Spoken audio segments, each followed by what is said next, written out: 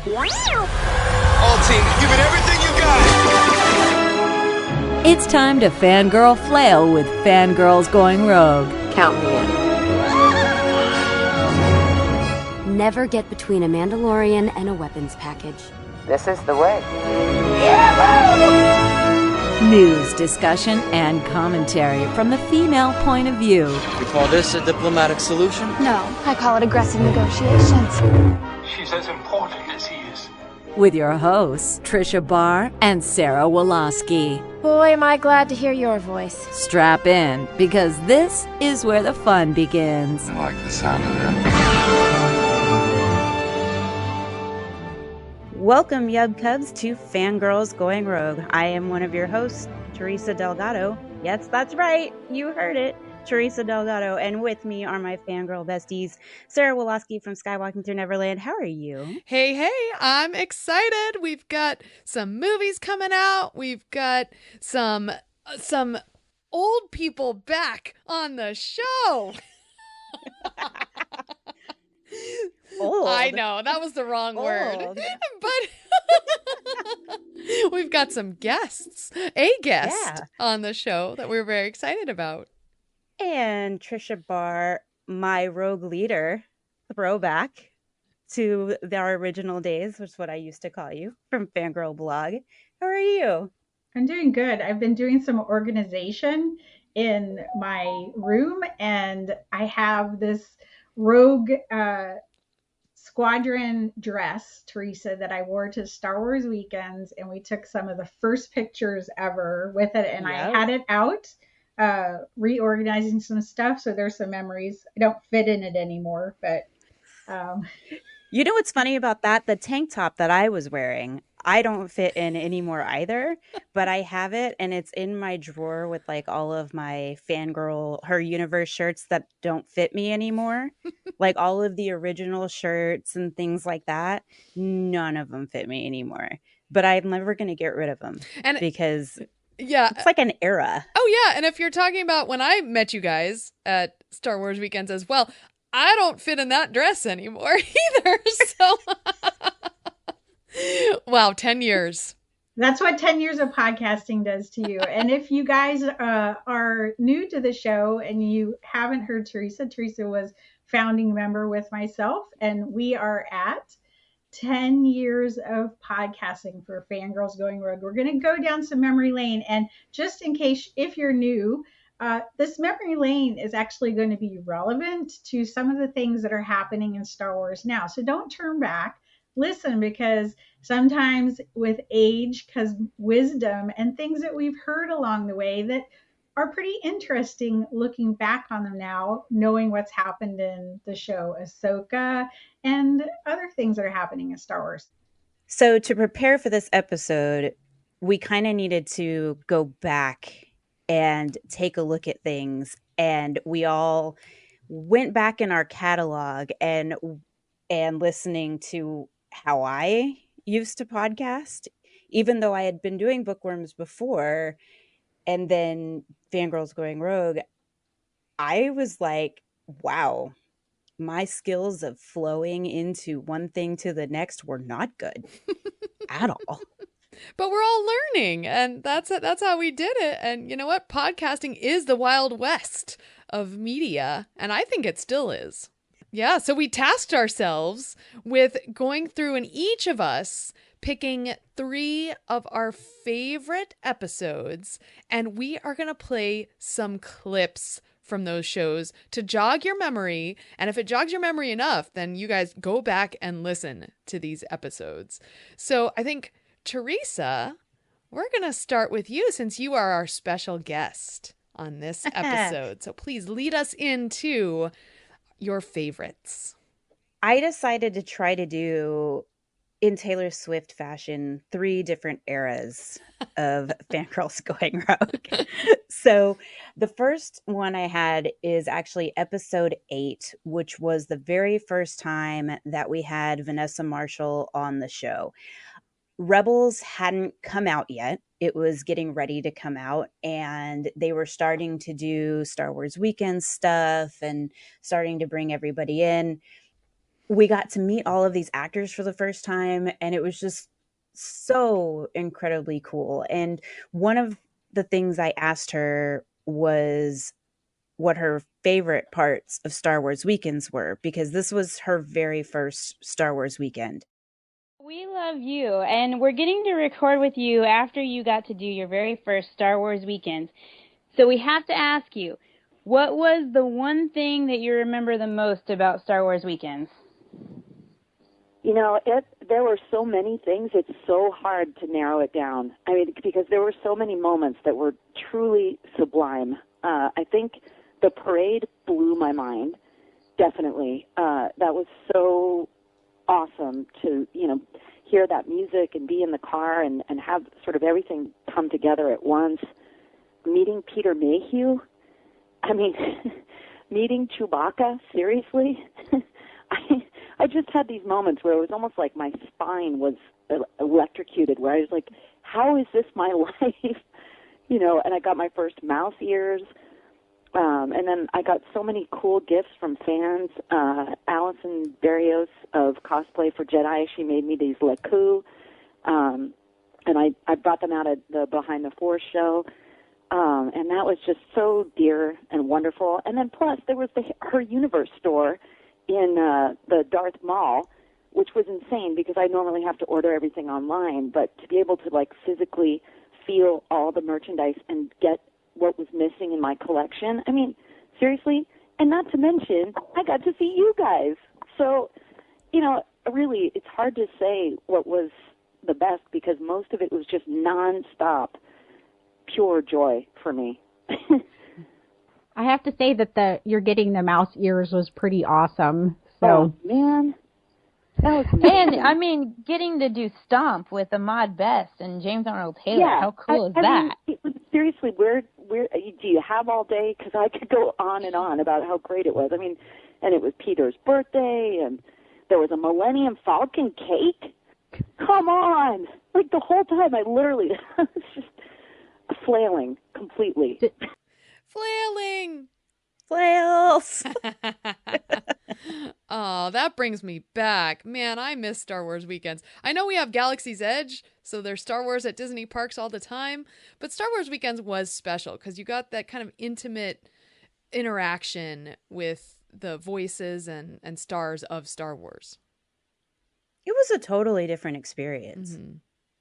Yeah, I kind of wish, I know with Star Cruiser closed, a lot of people, I think, really enjoyed it because of that sense of community. And we did have that sense of community at Star Wars weekends. There were people that you met up with again. Obviously, it wasn't very cost prohibitive, especially if you were a pass holder, because that was the low time and they were trying to get you in anyway. So if you had a pass, and there's something about that, getting up close with the actors in a different way, particularly the animation. It did a lot to sell, particularly Ahsoka. You Obi-Wan Kenobi and James Arnold Taylor and D. Bradley Baker, they were established, they had fan bases, but for Ashley, that was where she really worked her community.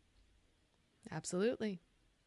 And I honestly think it's also what sold Star Wars Rebels, because we got to meet those actors before the show came out and kind of get attached to them, which I think was really important.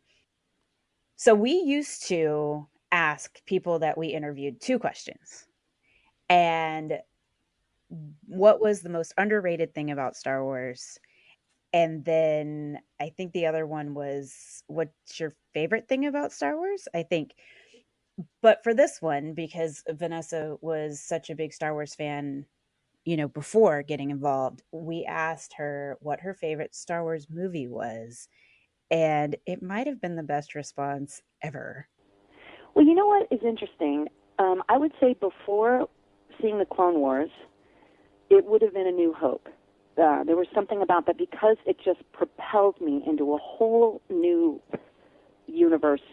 I would have said A New Hope. But after watching the Clone Wars, for me, Return of the Jedi was absolutely amazing. That final scene, when Darth Vader kills Palpatine to save his son, and there's redemption, and it's just the completion of so many rich arcs that was the most rewarding moment for me.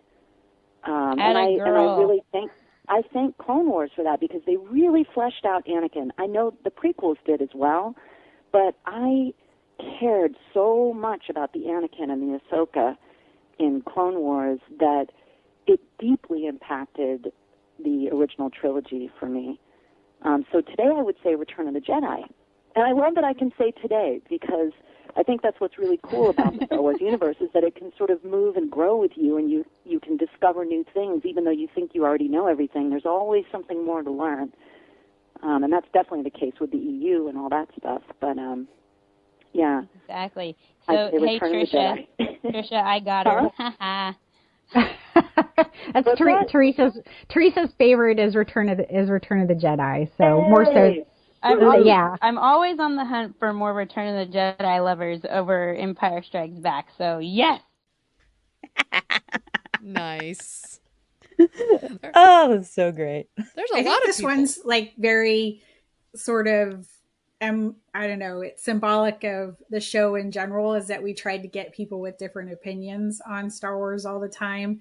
And, looking back just now, because that was many, many years ago, before the movies were they were just getting ready to make the movies. And I feel like Return of the Jedi didn't get enough appreciation when they were coming and figuring out what they were going to do with Luke Skywalker, because the choices he made were so impactful to a generation that I think that generation just felt a little bit of, some of them felt like it undermined how much it meant to them.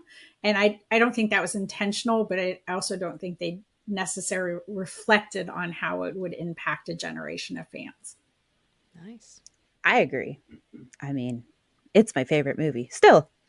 So I'm just curious, what is y'all's favorite movie right now? Well, can we add the TV shows in there too?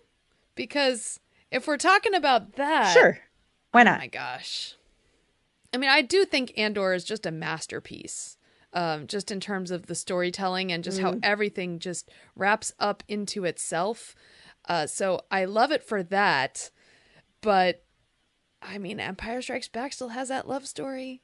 It's just so fun. So it's really hard. It's really hard. Yeah. Today I'll say Andor. Tricia? Empire Strikes Back is going to be hard. It's hard to beat Empire Strikes Back. It's like everything about it is just, if you watch it, the screenwriting, how it plays out, that it's a fairy tale baked into it, that Irvin Kershner said, no, Star Wars is a fairy tale, and that's where he went. And I don't think there's enough appreciation of, people talk about the myth of Star Wars, but it's that fairy tale that kept people going to the next part. So George, over the years in the Clone Wars, tried to go back to the fairy tales. I think he knows there's some secret sauce there. And there's a little bit of fairy tales coming out in different elements as we see Star Wars grow, that they're sort of coming back to it. Ahsoka. Yeah. Ahsoka has that, because it's all about the children's fairy tales. I mean, it's literally, so I see kind of like, okay, they're getting it. Sort of, that was sort of the magic of it. Well, Return of the Jedi is still my favorite, but I will say, when I get on Disney Plus and I just want to put something on in the background, I put on Rogue One. Interesting. I don't know why. There's something about Rogue One, and a lot of it, I think, is the score to Rogue One. Michael Giacchino. Really like, and I can have it in the background, and I know what's going on. Like, I may not be actually watching it, but just to have something on, it's kind of like either that or Friends. So what's interesting, because Sarah went to Andor, Tony Gilroy, what he did with that, and also the visuals of Rogue One are what we kind of wished that the original trilogy could have had. I mean, imagine the original trilogy with the visuals of Rogue One, and it would be like just chef kiss, right? My next one is sort of from our middle era. It was episode 65, which is The Force of Mental Health. And this episode was so special to me. We now have Sarah on the show. We've had her on the show for a while now. And we were talking about Ahmad Best because at this point he had come out speaking about his mental health and the struggles that he went through after filming The Phantom Menace. And it kind of breathed into us this life of being really open with things that we've experienced, because we knew that at this point, with the amount of followers that we had, that we could impact them, and not only impact them in their fandom, but impact them in the rest of their life, and bring in things that they might be going through in their own lives, their own personal lives, and tie it back into fandom and showing them that they're not alone. And so we took the jump and did this. And also at the same time, Her Universe and Ashley started doing Mental Health Mondays.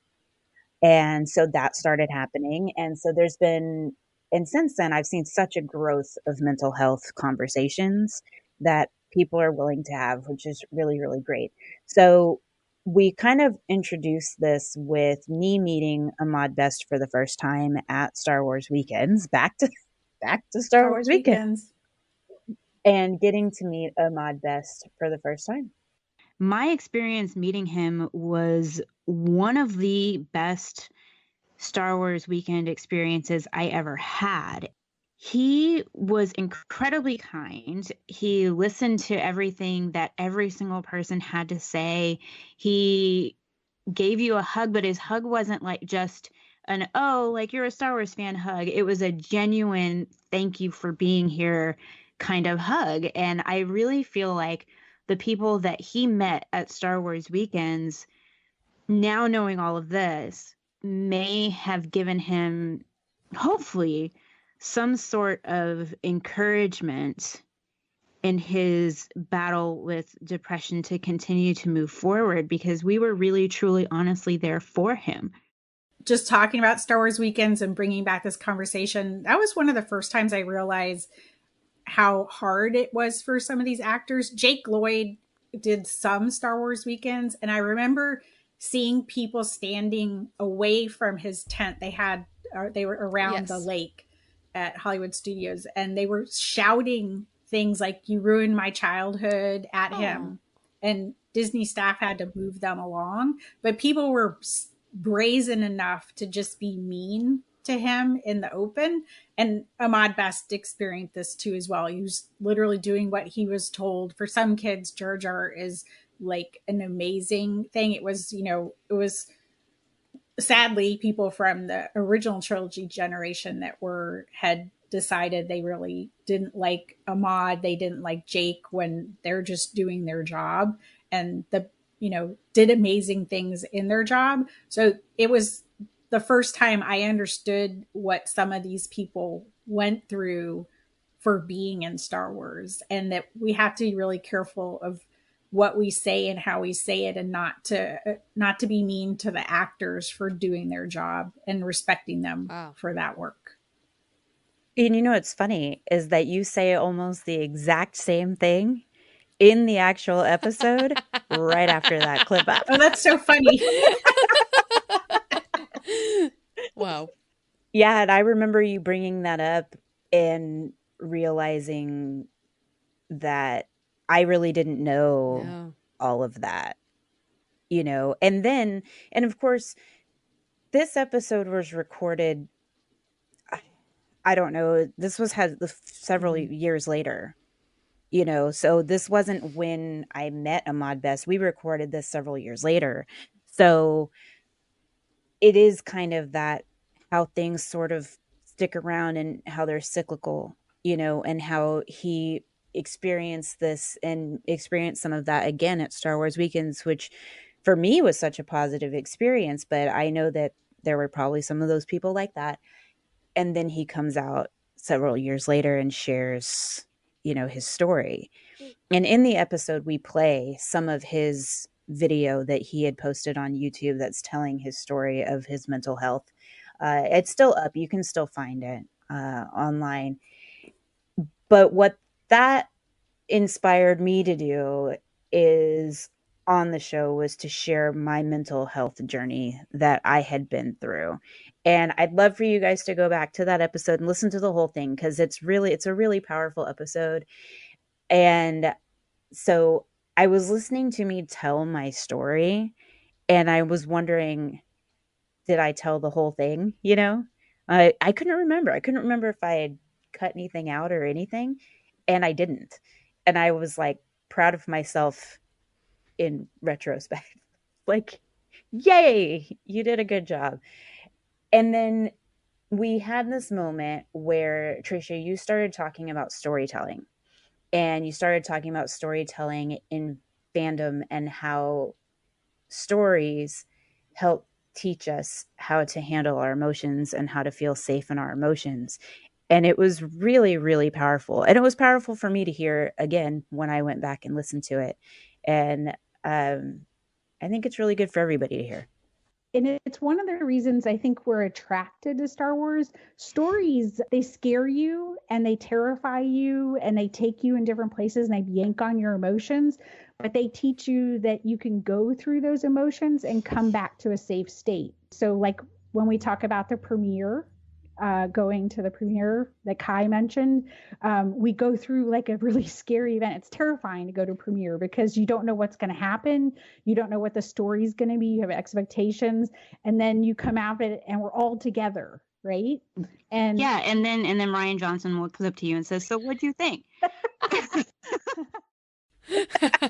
There's more to that, but you go to the episode and listen.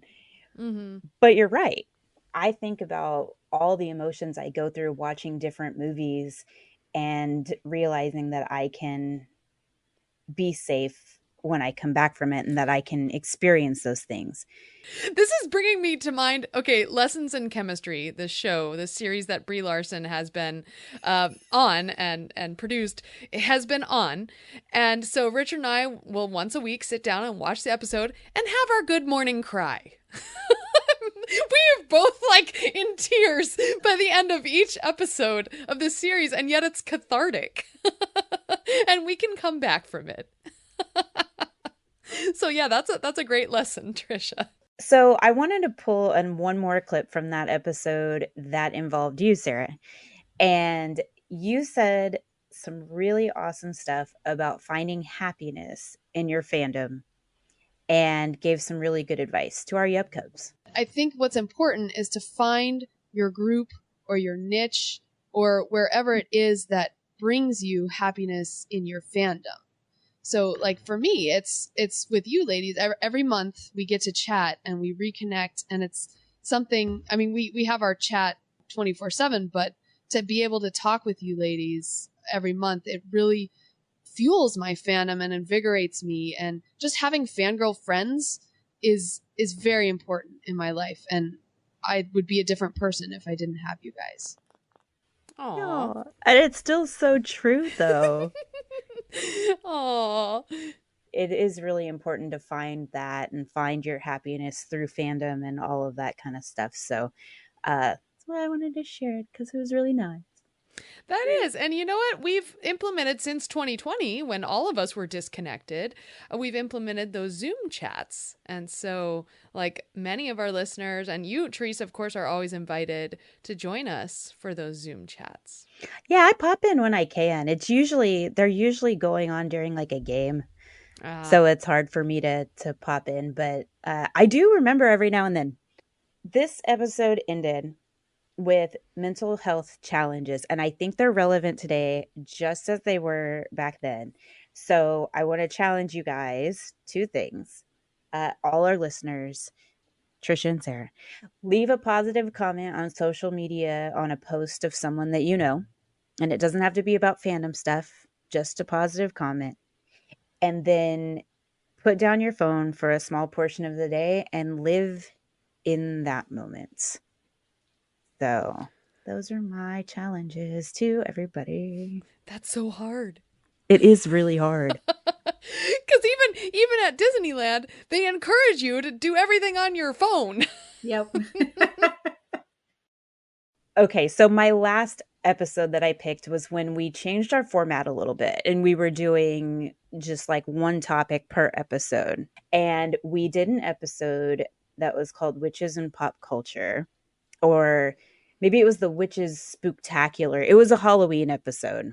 The whole episode we talked about like different witches, but I started us off with our favorite wicked witches, and that was the funniest part of the whole episode. So let's listen to who our favorite wicked witches were, and then let's see if we still agree. My favorite witch is whichever one I am dressing up as at the moment. And this is at the Oogie Boogie Bash this year. I dressed as Ursula the Sea Witch, and I did my makeup. I had like a purple face, and I had the big arched eyebrows, and it was super fun. And then I went to visit Agatha Harkness and so it was really fun because she recognized me as a fellow witch. So it was so cool. We like talked witches for a little, like a tiny bit, and it was so neat. So, and I also feel that Ursula as a witch is really, really compelling and really cool, and she knows herself, and she's just very manipulative. And I think as a witch, you need that quality to be able to get what you want from people. And she doesn't necessarily have to use magic to get what she wants, but she does use it, you know, when she needs to. So I'm going to say Ursula for now because I dressed as her and it was fun. So I'm going to go with mine really quick. And it's sort of like a combination of a Disney witch in a way. So the evil queen from Snow White, but not animated evil queen. I'm going Regina Mills from Once Upon a Time. When she, you know, when she's at her ultimate worst. I love Once Upon a Time. It's actually one of my favorite TV shows ever. And I love the character of Regina Mills. Just fantastic, overall, well-rounded character. And it, oh, God, one day I'd love to meet her. One day. So good. You know, I feel like Oz is so kind of compelling in me thinking of the Wicked Witch, and I think of Wicked Witch of the West. And that just, you know, she just like is kind of the pinnacle of that.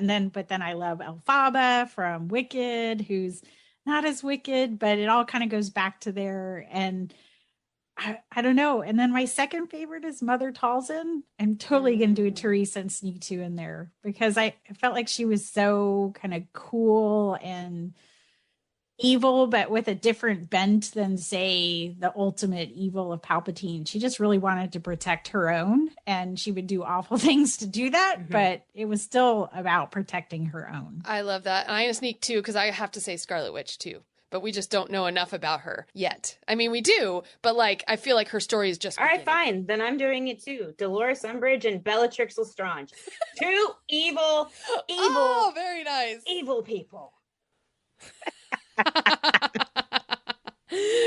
We couldn't keep it to just one. No, we never can. Well, I can't. I can't. I still agree with mine. Yeah. I don't know if there's been another character that's come out in a witchy sort of capacity that's more evil. I don't know. Morgan Elspeth. Yeah. Oh, yeah. The mothers. Yes. Although they remind me of the Fates from Hercules. Right. From the animated Hercules. They're definitely, you know, based on that, the three witches kind of trope that there is dating all the way back to mythology. But I don't know. I think we had that discussion and we wished all these witches into existence somehow, maybe giving them some love. So absolutely. Maybe it was one of those things like we would do where we would talk about something and then it would show up in like a book or something like that, like someone was listening to us. Yeah, you have to talk about it for people to think it's interesting. So that's one of the reasons you podcast. Yeah. All right, Sarah, it's your turn. Okay. Well, as we alluded to at the beginning, I have not always been on Fangirls Going Rogue. I was podcasting, but not with you guys yet, because I was podcasting with Skywalking Through Neverland, but I had gotten to know you guys. Tricia was our third episode guest on Skywalking Through Neverland, so that's kind of fun to re-listen to that episode. But yeah, I got to know you guys through social media and Fangirl of the Day. And then when you were doing Fangirls Going Rogue, I would listen every month and think to myself, I wish I could be on. I have opinions too. I like find myself talking to you guys, like just, I'd be listening to my earbuds and like, oh, and blah, blah, blah, blah. Oh, they can't hear me. Right. And that's what happens when you listen to your friends on podcasts. So when you guys asked me if I would be a permanent fixture on Fangirls Going Rogue, I was completely honored and very excited to become a part of Fangirls Going Rogue. So episode 15 was the first episode I joined you guys. And so let's hear the introduction from that.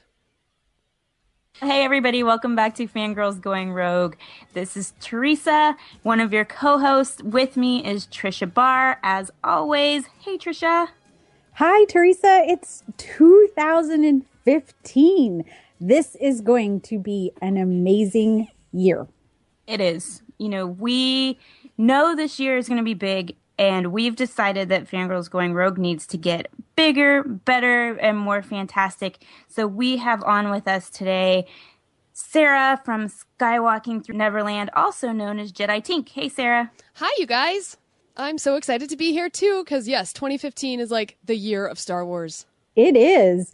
Sarah, welcome. Sarah's going to be a regular part of the show. We're going to be, again, as Teresa said, bigger and better. We have so many things to cover this year. We were just talking and thinking about it. And we have Rebels Season 1 ending. We have Celebration. We have Rebels Season 2 starting. We have some little movie thing.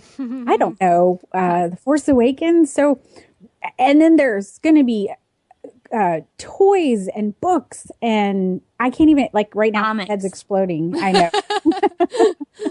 Agreed. Let's just say there's so much stuff going on that it's too much for two people to cover. So we have to bring in our friends. But to start this off, so one of the things all three of us have in common is that we all have the plush Tauntaun from Celebration Europe 2. And it's something we discovered via Instagram, actually. Sarah's is named Rabble Rabble. Rabble Rabble. It has to be said like that. That's yes. why I'm going to let her say it. And then Tricia, you own Tawny. And I have one who I named Snowy, although should probably be named something like Sven. Like listening to that intro, it's like, oh, remember when things were new and shiny? I was listening terrible? to the one conversation and we were just so excited about the potential for Rey. And I think we were talking about the trailer for episode 7 and just all the things we were excited for. And I was kind of laughing at, things that didn't happen and it wasn't necessarily expectation. It was just, you're excited for potential, and it was like, nope, that didn't happen. Nope, that didn't happen. So it's, I don't know. I kind of like that point where everything's like new and you just have no idea and you're just really hopeful. Well, speaking of when things were new and we didn't know what was going on, in this episode, I'm going to share one more clip from it. We are in the middle of Star Wars Rebels Season 1 at this point, and there's things going around Hera and Kanan. In the first episode, Hera calls Kanan love at some point. Hey, love, blah, blah, blah. Just throw it away off the cuff. And so we had a discussion on this episode. Are Hera and Kanan space married? So let's roll it back to 2015. On a scale of not space married to super duper, definitely space married, how space married are Hera and Kanan? So Teresa has opinions on this, so we're going to let her go first. What do you think? Not space married. And okay. All right. Well, now that I've calmed down, I say that because of the fact that I am pretty close with Vanessa. She and I have talked about this in depth. We've talked about on Disney Vault Talk, and to her, as far as she knows about the character and from what she sees and knows about Hera, they are not space married. So I back my friend. Now, I have a question. What is space married? What does this mean? That is a good question. It's a fan term. Yeah, if you go on Tumblr, and it goes all the way back to the Star Trek days. So they used to call Kirk and Spock each other's space husbands, the fanfickers. So you see it more on, like in the Urban Dictionary, they talk about space husband, but on Tumblr, you see where it's space married. And really what it implies is that there's sexual tension between the characters. So, and that maybe that's because they were locked together on a ship and there's nowhere else to go. So then the question is, are Hera and Kanan, are there hints there might be romance, or that they might have feelings maybe that they don't follow through on? Some people could read that in, and I think the story has allowed people to read that in. You could definitely see the argument that they're too busy doing other things and they're not going to go that route. But I think the story leaves it open for either way, no matter what were to happen. I don't think that Hera and Kanan, if they had feelings for each other, would get need the formality of getting married as far as sealing the deal, because I don't think we've seen any scenes where she does say the word love and they're always like, oh, the kids are out. And that's a little bit to imply there's a family bond between all of them. But when they're in that kind of familiar state, it's always by themselves. I haven't seen them do it with anybody else around on the show. So I'm paying attention. And that could be if anybody else were to know that they might have feelings for each other, or if they were to suspect there were feelings for each other, that would be a weakness that someone like the Inquisitor would exploit, right? Because a Jedi is supposed to not have attachment. So someone like Hera, he would, in theory, if he were like Obi-Wan, would be like, okay, well, you've got her, too bad. I'm not going to give up the high ground and go on. But someone like Anakin, which Kanan might be a little bit closer to having been cut off from his training earlier, might not be able to let go of those attachments as easily. It could be interesting going forward in the storytelling, but there's definitely room to interpret it either way. And it was fun. It was funny when I saw the tweets come out, especially, and I was like, space married. I'm like, oh, okay. So it was fun. It's a fandom term, and it was a great interview with Vanessa, and so it had fun. So what do you think, Sarah? Well, I think that if you read the book, A New Dawn, that there is some sexual tension there, especially, Kanan has a crush on Hera, first thing, on Hera's voice, actually.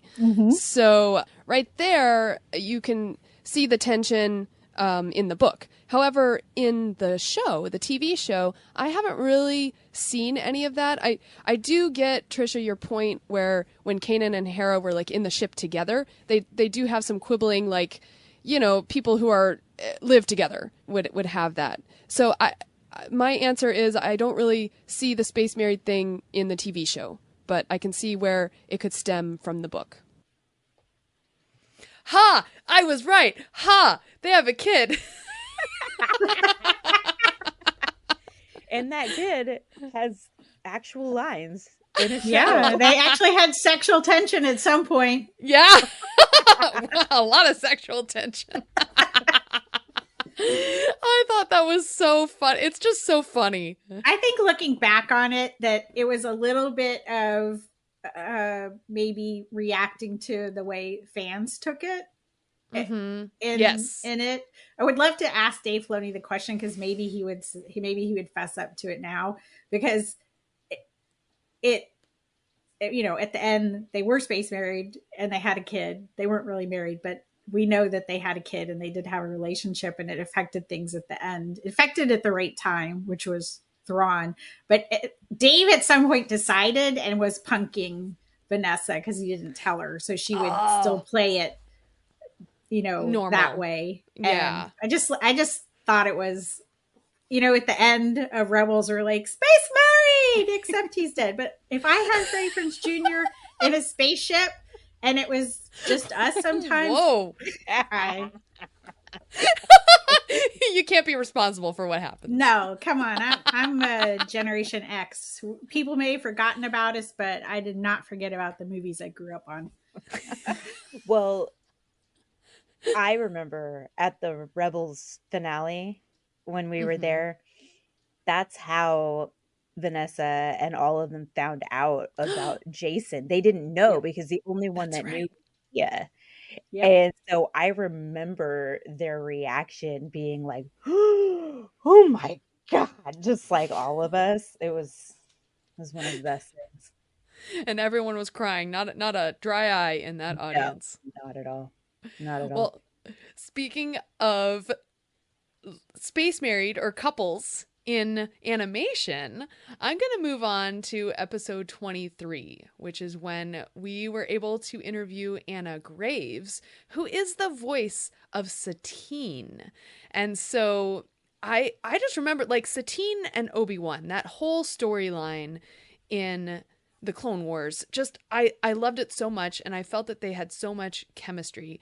So and we really got to interview a lot of actresses and promote them, in Star Wars. And I love that about this. And many thanks to you, Teresa, for making a lot of connections and being able to get them on the show.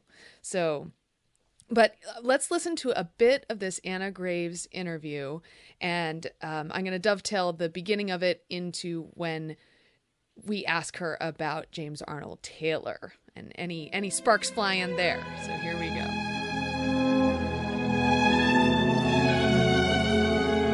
So Anna Graves, welcome to Fangirls Going Rogue. We're so excited to have you. Thank you, ladies. It's good to be going rogue. We're fans already. Man, stop it. So have you always been a Star Wars fan? Because that's one of the things, you get to act in Clone Wars. We have to know that.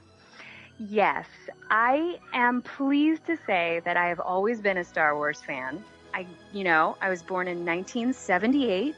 I had a brother who was 8 years older than me. And, I got my Ewoks for Christmas, which I still have, my stuffed Ewoks. And I played with his action figures because my parents wouldn't buy me my own. We already had them. But I don't think I ever had a Leia figure, though. I never had a Leia. I need to buy a Leia. But I was already a fan of yours because you play another of my favorite characters, Satine from the Clone Wars. Well, thank you very much. Duchess Satine was probably one of my very favorite characters that I've had the pleasure of playing. Oh, that was so cool. I was like getting chills. I know. I always felt I was one of the writers on Ultimate Star Wars, and the Clone Wars was my area. So I was getting the list of names. I'm like, yes, I got Satine. And it was so funny because you're like, I can't fit all the like feels I have about the character because she's just, she's misunderstood a little bit, but she's true to what she believes. And so I don't know, how do you look back fondly on that character? Why was she your favorite?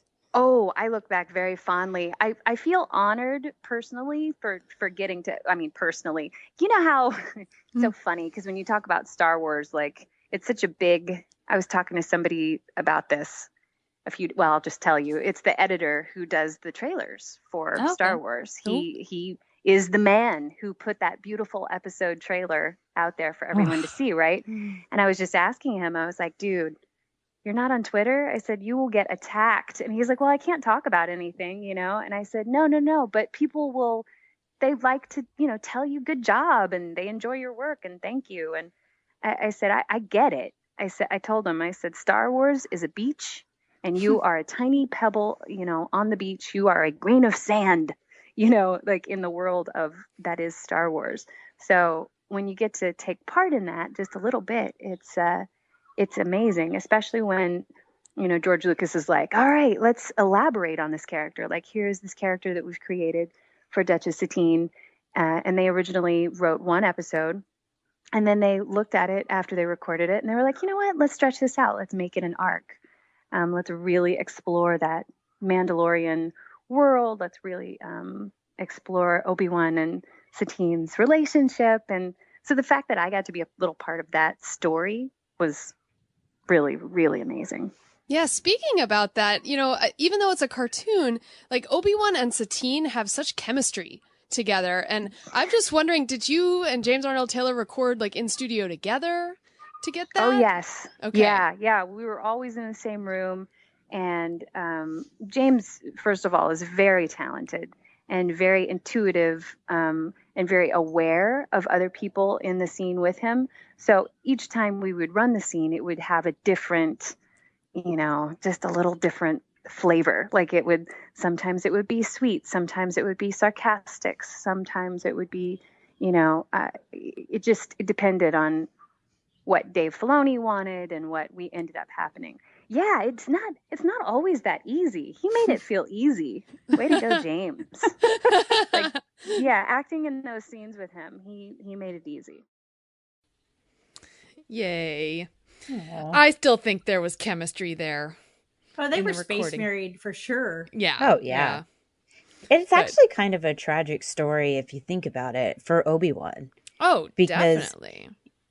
It's interesting. It's like he has sort of same themes as Anakin and like things that they're going through. And Obi-Wan chooses the light and Obi-Wan chooses the Jedi Order and he chooses all of those things. And I can go on and on about the Jedi Order. We actually did the Jedi Order as a character discussion back in the day. And he chooses that, whereas Anakin goes the other direction and chooses the other. So it almost, and now after seeing Obi-Wan, the show, it kind of makes you wonder, well, what would have happened to Obi-Wan, had he gone the other way? It's there to essentially show that because he chooses in the moment, like she dies like right there, and Padme would have wanted Anakin to let her die to save people. And that's literally what Obi-Wan does. Like he knows in that moment that she doesn't want him to compromise who he is. That's who they've been through episodes. She makes a point of saying that to him and him to her. So he just in that moment is willing to let go and not be attached just to save one person, to reach for something better, which is what Padme would have wanted Anakin to do. Even if they'd been right there, she would have wanted him to choose everybody else. That's who she was. Mm-hmm. Absolutely. Yeah, she had to do that several times just as Amidala as well. All right. Well, I have one more episode to bring up. And one of the things I really love about our discussions is that when we talk about this media that we are watching, it gives us whole new perspectives because the three of us come from different perspectives. And by coming together, we talk about it and then we go back and watch like The Force Awakens or whatever it is. And we watch it from this new perspective that we've learned from each other. And so I wanted to discuss episode 36. It's called Oh, the Places You'll Go. And on this episode, Richard joined us and we talked about our Star Wars location scouting.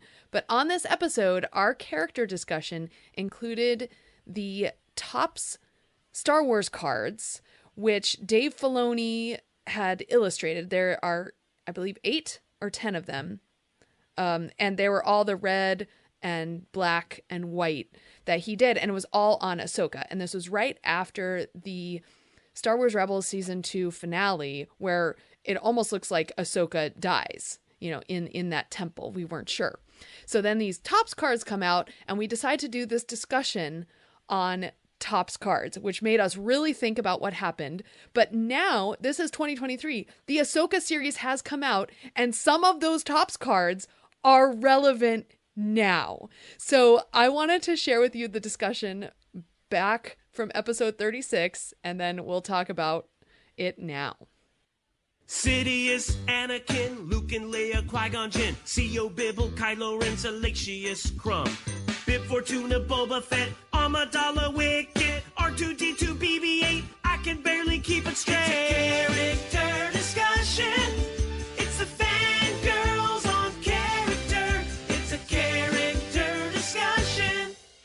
for this particular character discussion, we are sort of taking a different spin on things. We're not doing our traditional just pick a character and go. We're actually focusing on Ahsoka, which I feel is timely with the Rebel Season 2 Blu-ray coming out. But we're not talking about Ahsoka just as a character. We're talking about the artwork that came from the Topps digital card trading set that Sarah has every single one of them. That's right. That's So right. And I spent almost 1 million credits, but I have them. and they were drawn by Dave Filoni, and he did say that for the people who really wanted to look into Ahsoka's future, what happened at the end of season 2, you could read things into this artwork. So we decided to have a little fun with that. Yeah, so this artwork, there are a total of 10. Is that correct? Yes. Yep. Yes. There are a total of 10, and they're all red, black, and white. And they're gorgeous, really. Let's see. And they depict, of course, Ahsoka kind of going into this water and then coming back out again with various symbols, including a Convery, which is that owl, showing up, and some wolves as well. Yeah. So what do we make of this? Well, what's everybody's favorite one first? Oh, goodness. Well, I would probably have to go with one of the ones I actually have. So let me look. Mine would have to be with what is currently my lock screen right now on my phone, which is the close-up of Vader's helmet with Ahsoka, her whole body inside the eye of his helmet where she cracked it. Mm-hmm. I really love that one, and it lends itself great to my iPhone screen. Ooh, I just love the reds and the blacks. My favorite one is the one where it looks like she's coming out of the water. And we will have these on the image on our website. So if you want to go look at them, if you haven't seen them, but you can Google them. It's weird because you can own them, but you could see them even if you don't own them. So right. Everybody can see the picture. So I kind of like that one of her coming out of the water, and the water's, there's a lot of white there, and she's in red, red and black with just the white where her tattoos are. It almost makes her look Sithy in a way, like Dark Talon in the coloring, which was interesting to me. Teresa, what's yours? Mine is actually the one where she's sort of walking down a white path or looking out into a white path, and there's one of those owl bird things sitting on a post towards, the back of the image. I do really like that one quite a bit. I also like the one where Vader's behind her, but she is in the forefront, and she does look very Dark Talon-y with the white on her tattoos, and it's just like a shadow of Vader behind her. Those are my two favorites. I never noticed the owl in that white path. Yeah, I hadn't noticed it until you said it. I've looked at that. I like that image. We know that that bird is named after Dave Filoni's wife, and I almost feel like she's the symbolic guardian of Ahsoka in a way, because over the years, Dave Filoni has talked a lot about the things she's enlightened him about women and characterization and storytelling. So I feel like his wife might be a little bit of Ahsoka's guardian angel too.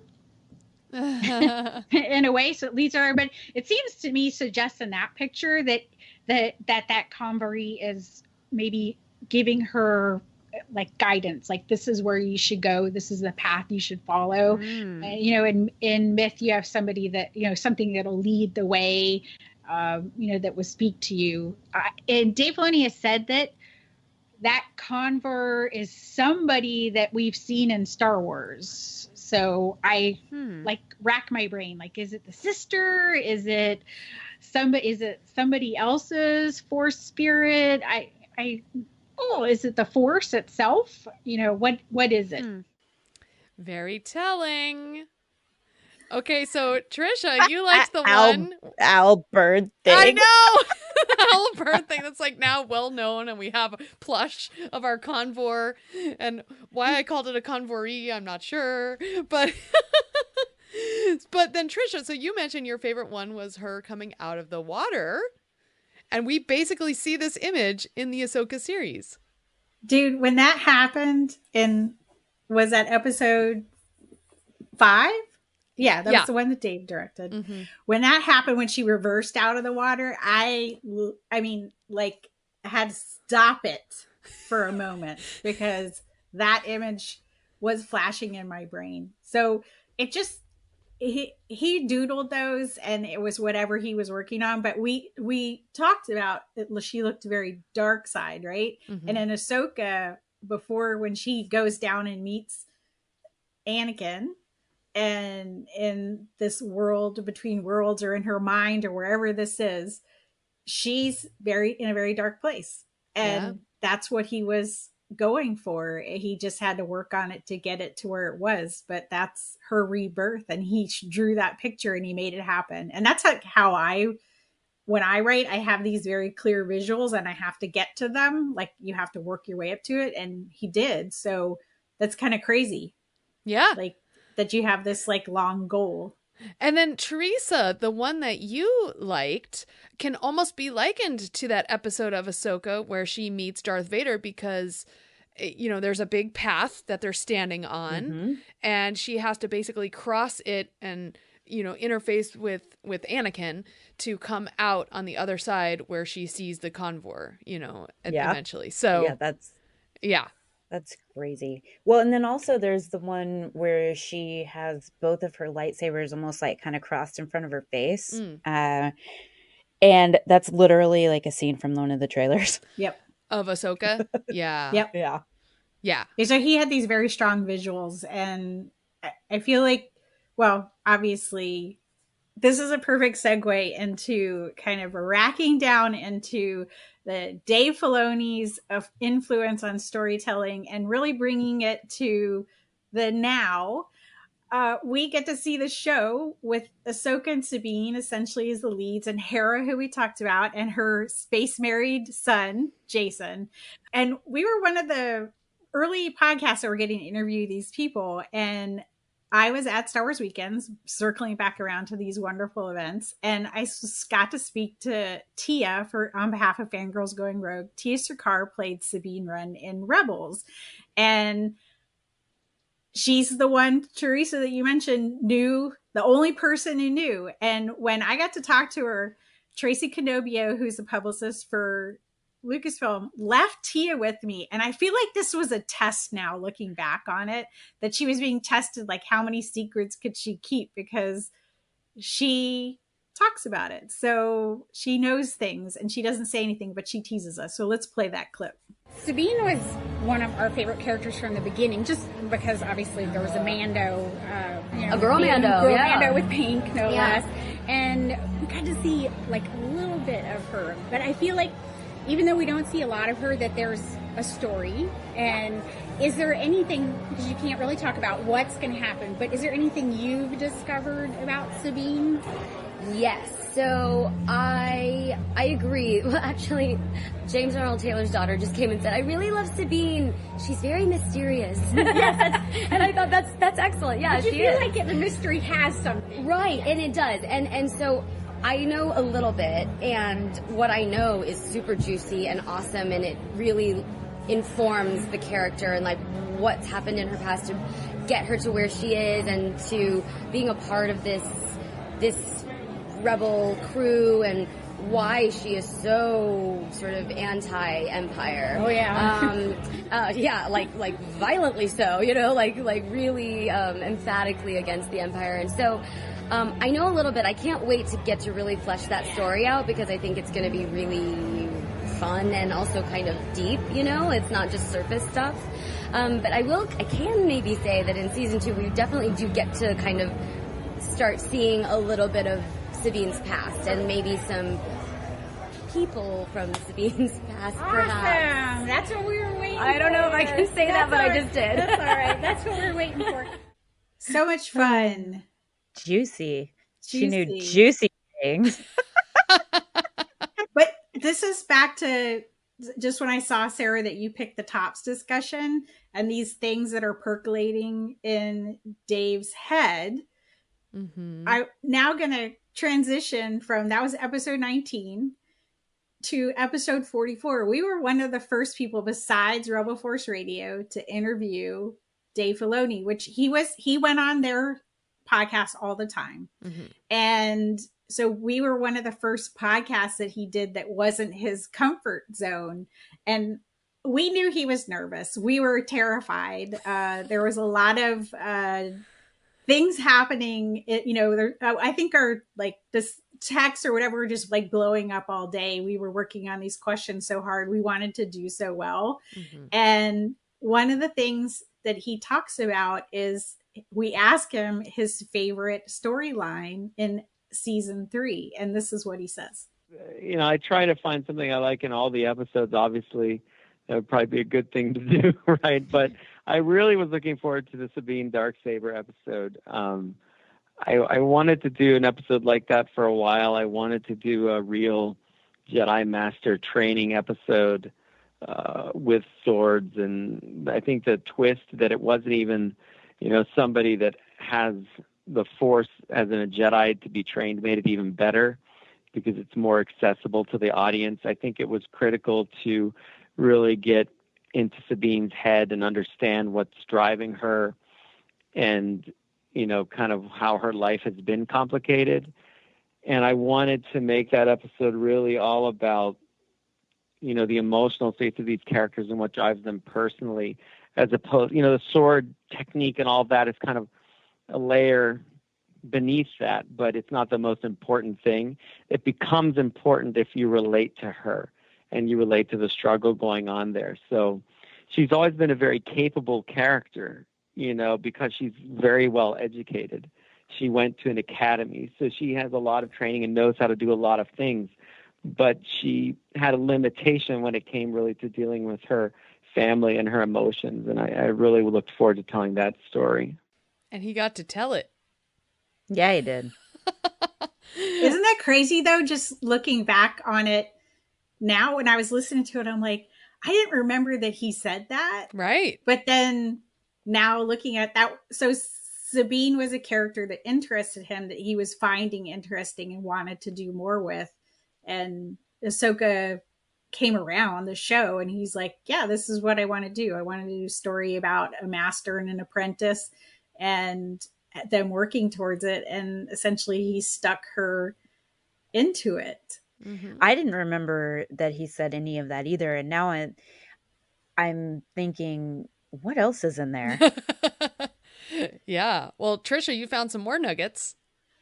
So other nugget, just cosmic force versus the living force. Like when going back and listening to this episode, this is again, episode 44. I recommend listening to it again now, knowing what people know, but he's dropping these little like truth bombs just about Star Wars. And I feel like if you haven't heard this episode and you haven't heard the explanation of cosmic force versus living force, you need to hear it now.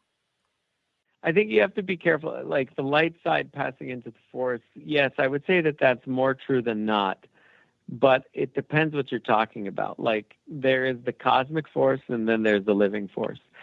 Obviously when we're here breathing, we're part of the living force and we're interacting with the world around us and we can use the Force through us. It's with knowledge, training, dedication to that discipline. When the cosmic force, you're just part of it all. So you don't really have your consciousness. And the Jedi don't believe that you do maintain your consciousness after death at the time of the Clone Wars. They think that you pass on into the Force and then you're reborn in some other way perhaps, but they don't believe in the individuality of it because that feels like a selfish thing to them. But Yoda and Qui-Gon and Obi-Wan, they're able to obtain this kind of unique state of mind through ultimate sacrifice and selflessness.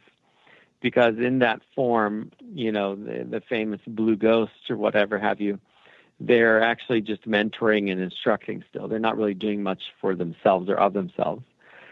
Sith, like the Emperor, is cast into oblivion, which is very classic in mythology as well. He doesn't become part of the whole again because he's cast out and he's limited by his selfishness and his need for power. This destroys him. His power only exists when he's part of the living force, and he's a wretched thing, and he tries desperately to hold on to it. prolonging life, which is why he's interested in immortality, because he sees death as an absolute. For Maul, I think it's hard to say. He doesn't really seek some redemption in the end. He's still bent on revenge. So it's hard to say but he definitely wouldn't have a consciousness after it. Maybe he's part of the cosmic force again. I don't know. It's interesting that Anakin, through selfless action at the end of his life, then does become part of the cosmic force, at least temporarily, for all we know. But I don't know. I mean, these are things that would be much better to ask George. I don't know. I mean, I only like to guess at them. I like to guess at those things based on a lot of the things I was taught, and a lot of the discussions I had. I don't ever like to be the last word on those things. I think that's improper. It's not for me to say. So I give you my best guess. But it's, Star Wars is this universe now. It's this thing. And, I mean, who's to say? I don't know. I leave that up to the interpretation of the audience, really. Sorry, Dave. I think you're the last word now. Yeah. That's why I had to play it, cut it there, because his whole little I don't know. But like as he went along, he wanted more people to think that he knew. I think about the Mando season 1 director roundtable that they did, and he talked about Qui-Gon Jinn and all that stuff, and people were just like blown away. But we already kind of knew that because we had interviewed him several different times. We had the opportunity. So I just thought I would go back to Dave when he wasn't the head creative boss guy, but still trying to be like, well, there are other people who could have opinions on this. Well, it kind of takes you to world between world stuff, and cosmic force stuff. And then, of course, with what happens in Ahsoka, and he is right about Maul, though. He's not hanging out anywhere. Mm-mm. He's done. Yeah. He's done. I could listen to him talk about Star Wars just like all day. Just like give me some popcorn. I'll lay down on some pillows. You sit up there on your throne of whatever knowledge, and I'll just sit here and just talk. Just talk about Star Wars. Talk about it. Talkie. Mm-hmm. Yeah. So there's, to lead into my next favorite episode, I have to do this one last clip of Dave in episode 44 talking about the influence of his wife and Convery, who we previously noted is the inspiration for the Convery itself. So anyway, let's listen. There's a lot of influence from Anne, that's my wife, and the discussions we have about, just equality and ways to do stories to develop better characters, because she's very well educated in all these things. So I've learned a ton from her, and it's just right. It's very powerful. If you see it, you can be it. And we had a women in animation panel at one celebration, which I thought was really great, where we had a lot of the people from my team that are working, like ABC and Athena Portilla. And I mean, their contribution to Star Wars is huge. I certainly wouldn't have the success I've had without them. So I love that you guys are showcasing that. I think it's great. Well done. I wish I could go to that. See, you'd be surprised when I sneak into stuff. You would be surprised when I take that hat off. I can get around. And I'm always sad because I mean to get to, I would go to a panel like that. I love the cosplay demonstrations where people explain how they make stuff. Yeah. I was actually in the back of one of those when they were doing Clone Wars. It was really cool. So that was really fun for me. I mean, there's tons of stuff at Celebration. You can, there's so many great panels all day long that you're bound to cross over with one and miss something else. But I really look forward to the cosplay. I really look forward to Rebels cosplay, to Clone Wars cosplay. I was going up an escalator once, and I turned around and Hondo's yelling at me, like full on Hondo Onaka, and I just couldn't. He had the voice. He was like, Dave, when am I going to be in Rebels? I was like, wow. And I couldn't tell him, go watch the trailer. But, it was, that's my kind of fun there. Aww. Took me back to a Dave memory at Celebration. I was getting on an elevator and I got on, and then this group of people comes on, and I'm like, oh, hey, Dave. And it was when he was handing out those little black buttons, the Ahsoka Lives buttons, and you only could get them from him if he saw you. And I had one of those. Good timing.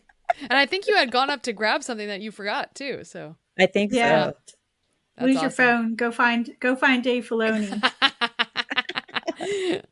So this leads to, I had to segue into him talking about his wife Anne, because one of my favorite interviews was us talking to Anne on episode 20.5. So that was in the year 2020. And she has amazing thoughts. I've learned so much from her as just a feminist and talking about women and storytelling and the things she knows. And I want to just hear her talk about the Convery and myth. Before even, I think I found rings when I was a kid, I found Greek and Roman mythology. And man, did I love Athena. Like, Athena was my jam. I'm like, this is it. She springs out of Zeus's head, full born and ready to throw down.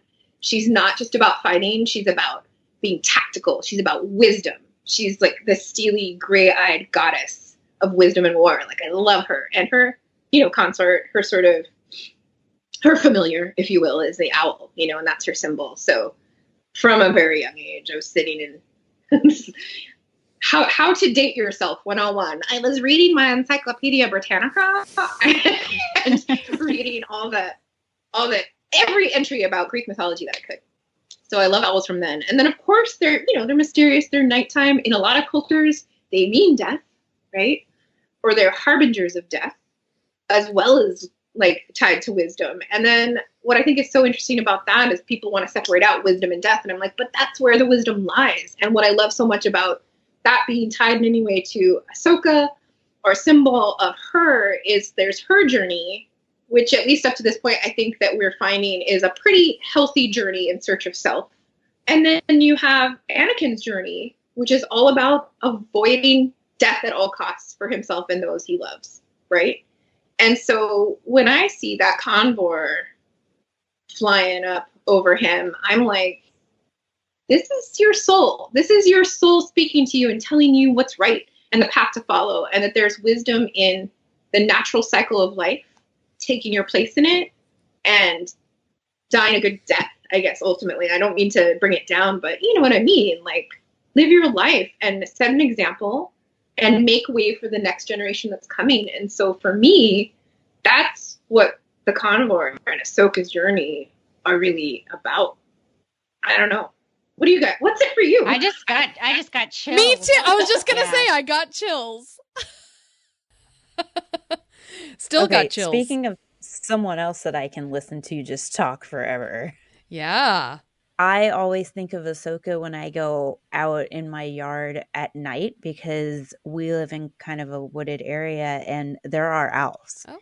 And so you can hear them, and I can hear them calling and it, going from tree to tree. And I try to figure out what kind of owls they are. Mm.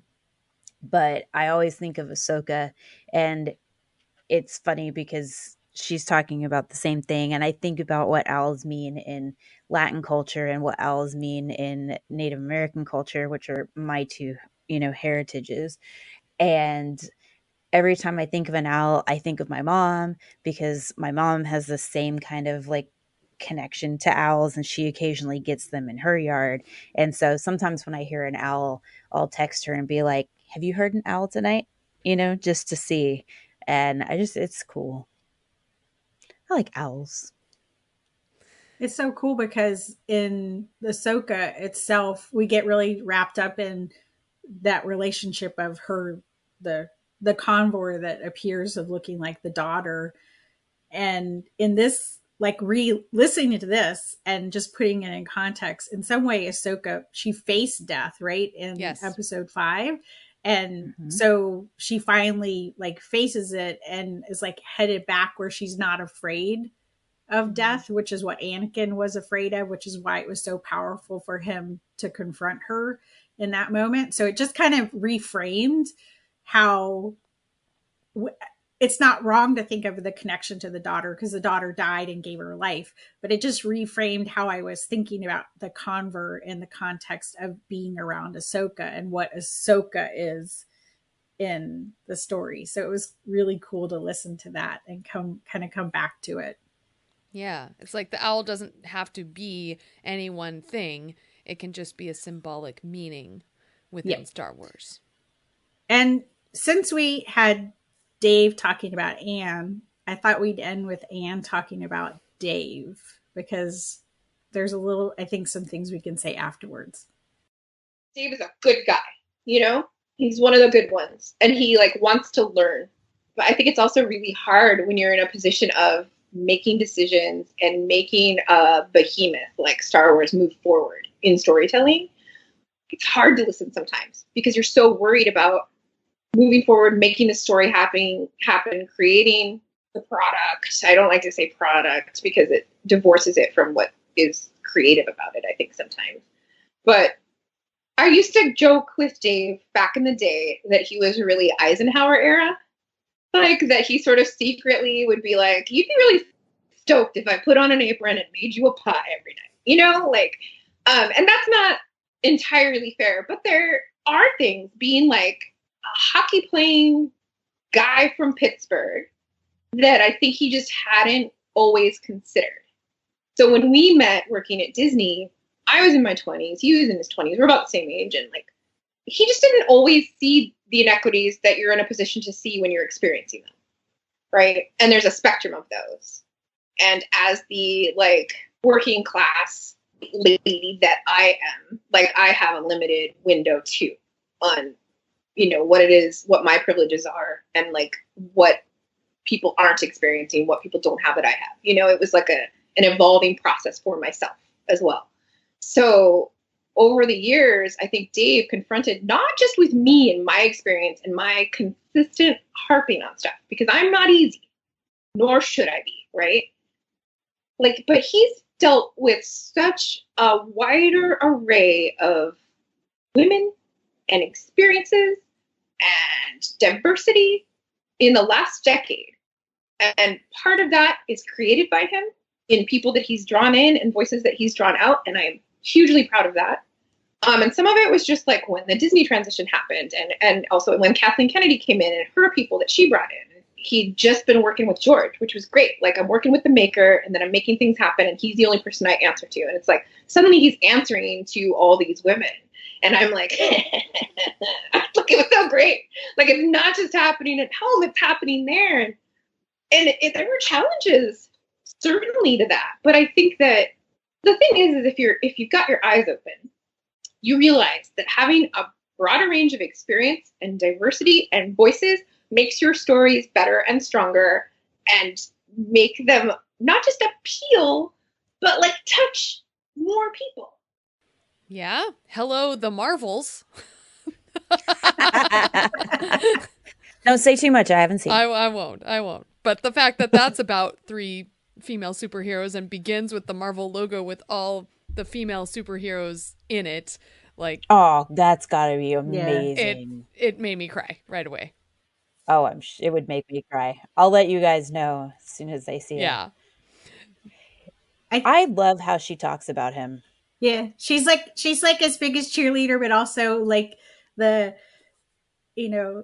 coach. But one of the reason I wanted to kind of end the favorite episode stuff with that was it's just proof that people can grow and change as storytellers, and we all can grow and change. And that's one of the reasons that we're podcasting, right? Is to talk about the different ways to open people's eyes. And I do feel like that over the years, he's listened to voices, Dave Filoni has specifically, but it's really important to Star Wars. And even when we're talking about, there's things that George Lucas listened to, like putting the Mandalorians in the prequel trilogy. That was just something he picked up that people really liked the Boba Fett character. And so we got more of them, and got more of them obviously in the Clone Wars. And now we have even more of them from the Mandalorian, but it's, a reminder that we can all grow and change. And ultimately he ended up doing what really needed to be done for Star Wars, which was there's such an imbalance in the characters that he just said, well, I'm not going to do two women and a male big 3. I'm just going to do 3 ladies because the ladies have been so underserved that I'm just going to that's literally what you have to do to bring it up, is sometimes you just have to say, that's what I'm fascinated with. But we just listened to him over this period of time say that he was interested in Ahsoka, and through that journey, he became interested in Sabine through Rebels, and then it became a whole other story that now we're here. And I feel like we are kind of getting back to, with Ahsoka, to what Star Wars, kind of the core of what really it's opened. We went to a different galaxy, and it opened a lot of doors that just there were things that were totally different and new to Star Wars that we just hadn't seen. Yeah. Agreed. So, mic drop. Boom. Yeah, mic right? Drop. We're just gonna leave it there.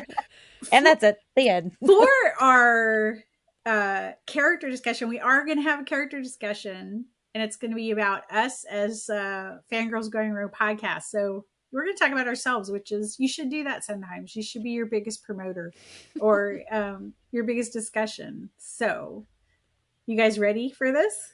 Absolutely. Did we ever think that we would be our own character discussion? After 10 years, we certainly deserve it. We do. So we're going to ask a series of questions here. So first question is, why did we each get into podcasting, particularly Fangirls Going Rogue? Well, I feel like I needed to start this discussion because Rebel Force Radio ended up inviting me to do a podcast, and they were like essentially the only podcast, right? Mm-hmm. We were all sort of inspired by that. Listening to podcasting was new.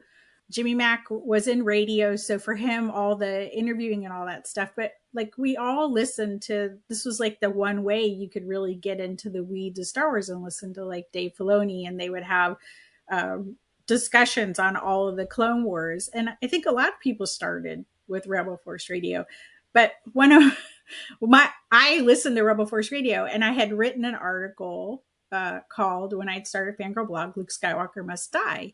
And that article was about that Luke Skywalker was bogging down the books because they were so invested in that character that they weren't letting Jaina and Jason and all these other characters, these younger characters, evolve and become the leaders. And so I just felt like they needed to take him off the board, that he had so many stories and so many books he was uncovered. And they had read the article and interpreted one way. And I felt like they hadn't really given my opinion a fair shake.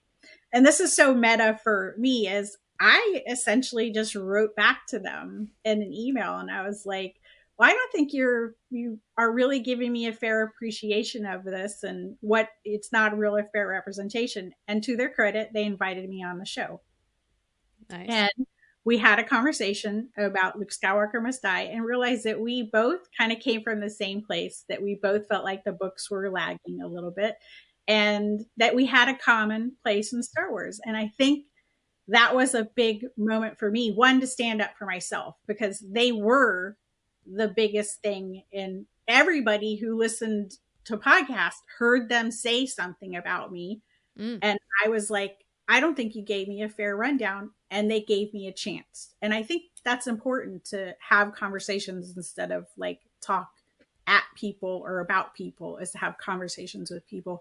And then I did some of the Clone Wars episode discussions. And then at one point, Jimmy Mack said, hey, have you finally gotten the bug? I'd done some podcasts too. Yes. Said, you gotten the bug. And that's how I got into podcasting, was I was invited to podcast.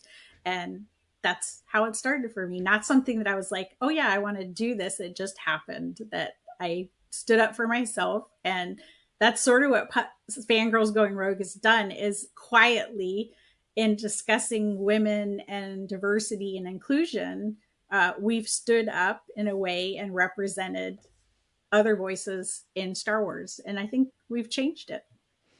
Teresa, do you want to share yours next? Yeah, so I knew that I wanted to get involved in Star Wars fandom somehow. And this was back in, I don't know, like 2009. And I wasn't sure how I was going to do it. And at the time, I had started reading the Star Wars books according to the timeline that existed back then. And I started doing these book reviews on YouTube. And it was just me talking. Like I recorded it into my phone, and then I would make the little YouTube video, and it was just the cover of the book. And I covered the Jedi Path, and I got an email from Dan Wallace thanking me for covering his book.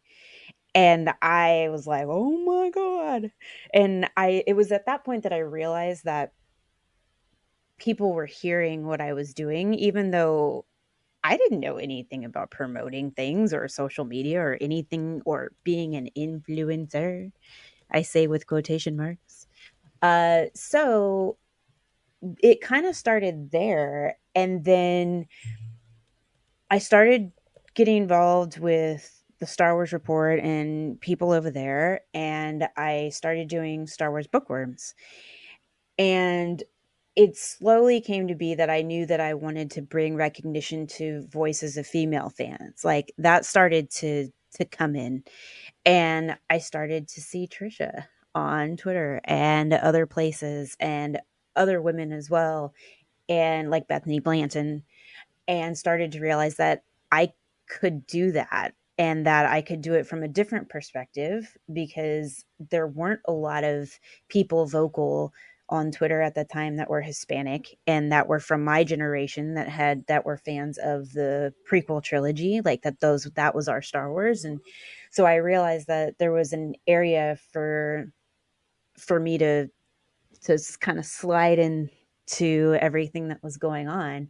And so I started podcasting with Star Wars bookworms and just covering literature.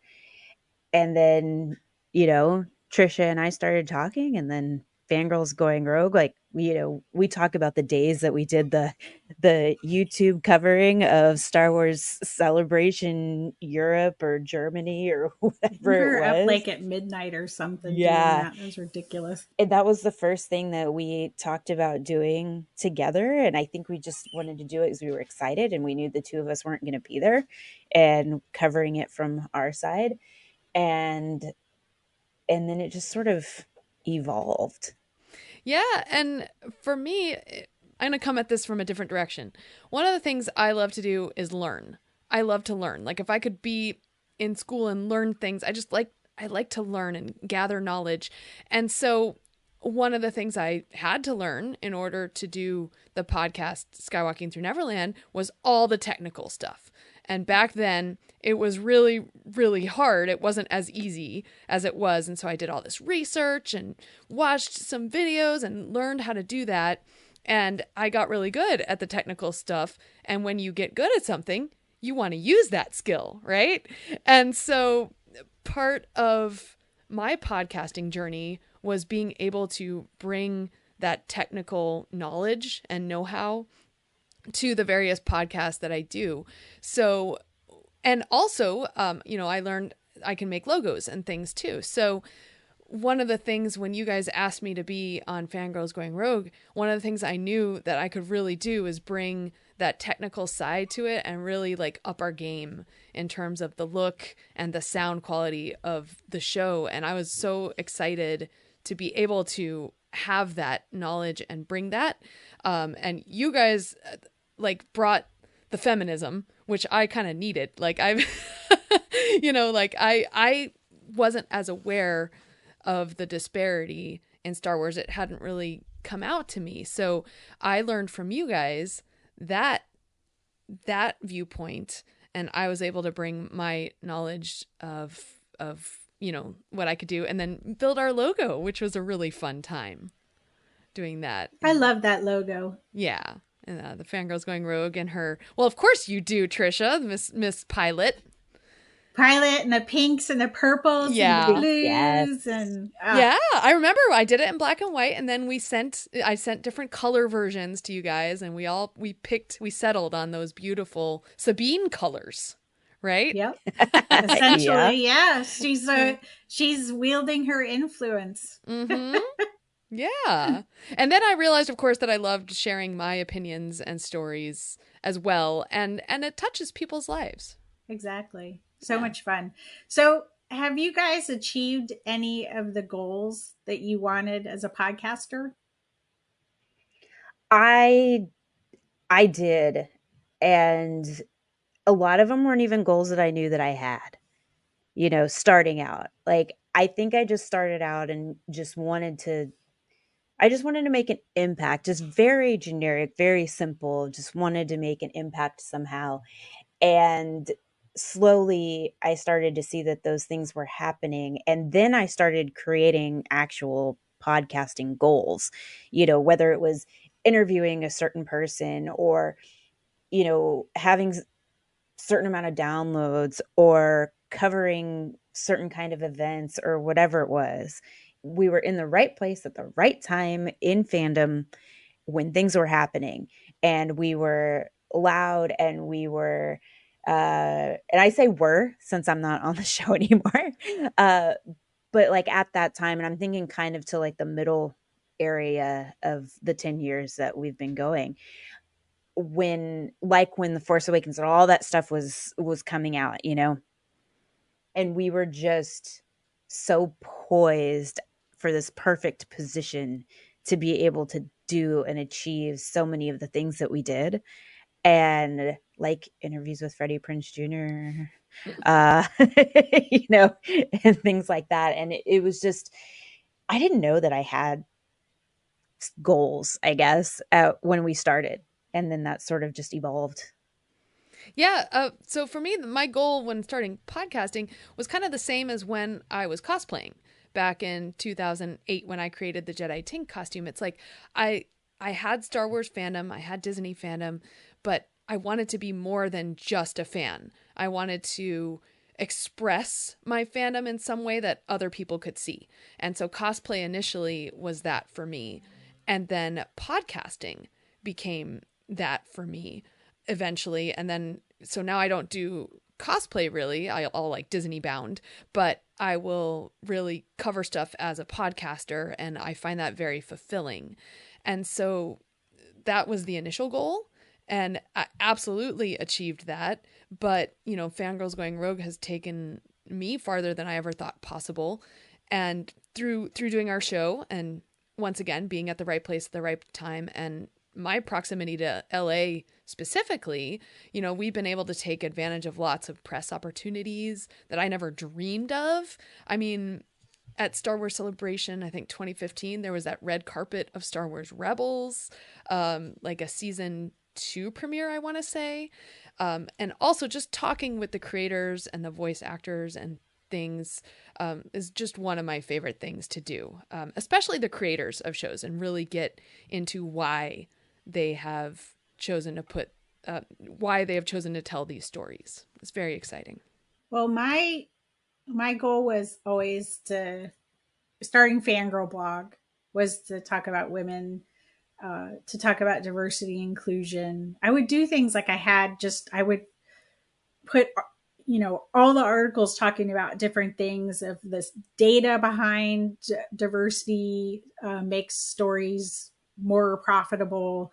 Just diversity brought more people when they could see themselves in a story. Think about the effect of like Black Panther on the Marvel Cinematic Universe. So all those little things, you could see different data points. And I wanted to talk about that. So obviously, as we saw, things roll out the sequel trilogy, we see Ahsoka, we see how important, Hera was the heart of Rebels, and Ahsoka ended up really being the heart of the Clone Wars. And that's where we started, right? And at the beginning of the Clone Wars, Ahsoka was there, but wasn't really like, they would go off in different places. It wasn't until season 3 that they really kind of keyed into, we need to follow Ahsoka's journey and make it chronological. And then people started like getting really into the show. And I think talking about that, we did achieve one of those goals, which is to make it so that they couldn't turn away, so that Hollywood and book people couldn't turn away from the fact that there was an audience. They couldn't ignore us because, I mean, you guys remember just thinking that we were so excited for one Her Universe shirt, and now you get bombarded with emails for all the different Her Universe stuff. Like at the beginning, I would just fight everything because I just wanted them to know that I was so hungry for anything, and now we can be choosy, right? And we have the Marvels and we have Ahsoka, and I feel like the strike, which thank God they're both over, we're at the shittiest time because the creators couldn't talk about it. So the only dialogue was like the hate grifting, right?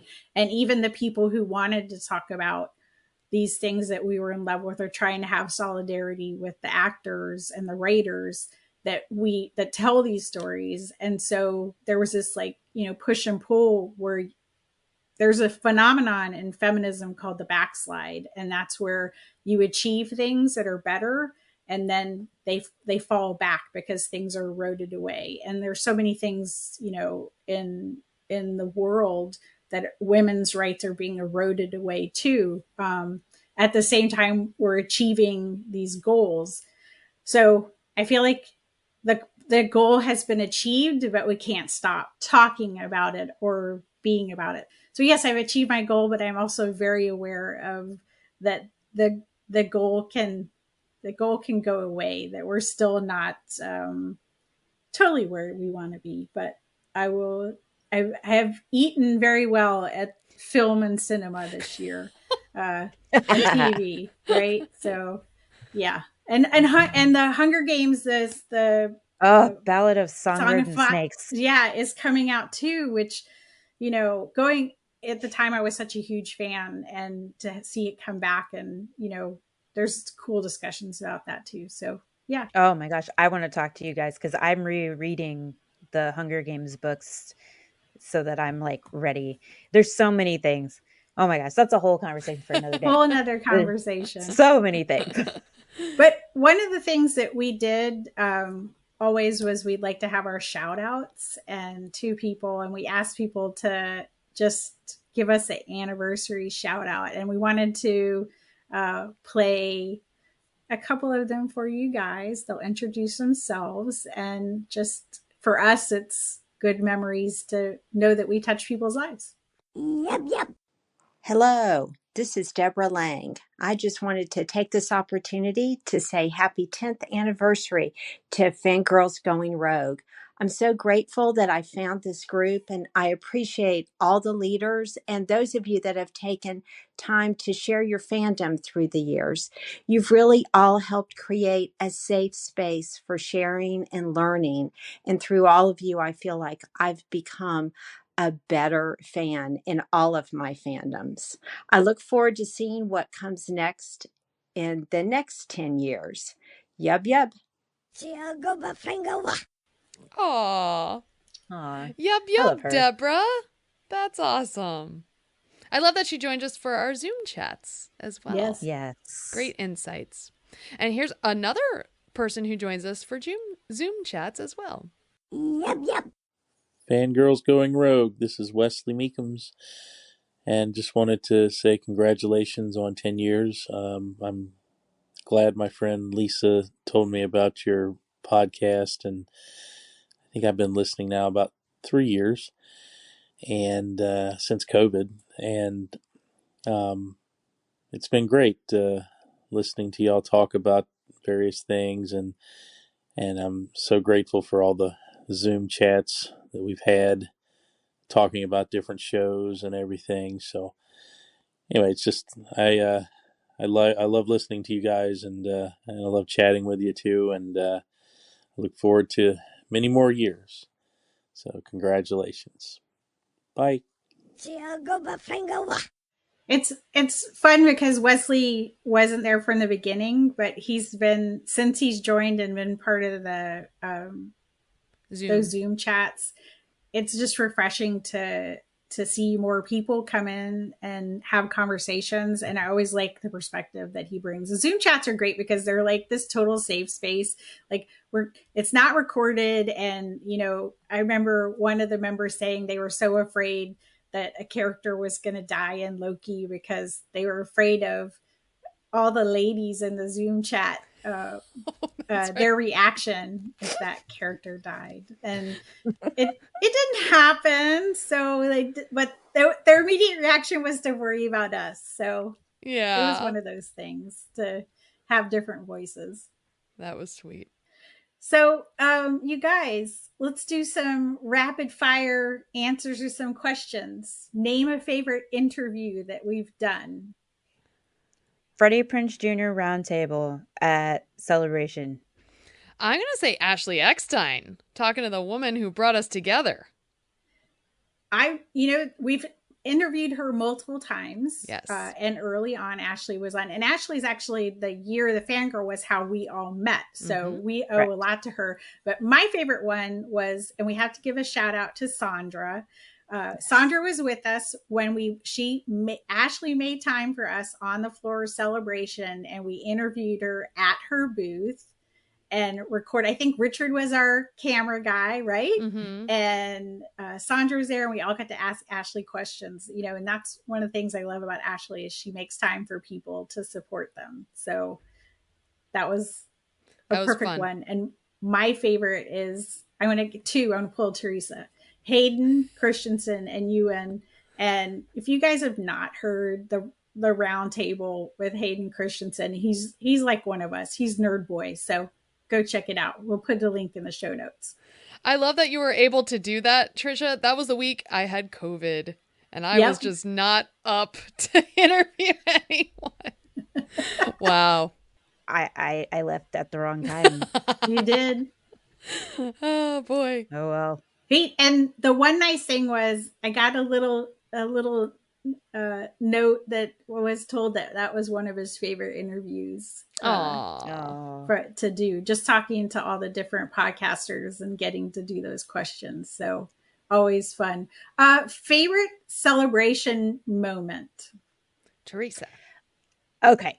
So this was the first Celebration Anaheim, which was my first celebration, and we did the Fangirls Going Rogue stage, and afterwards I'm talking to some fans, and I get nosebleeds from stress, and my nosebleeds aren't just like, oh, my nose is bleeding. My nosebleeds are like, my nose is bleeding.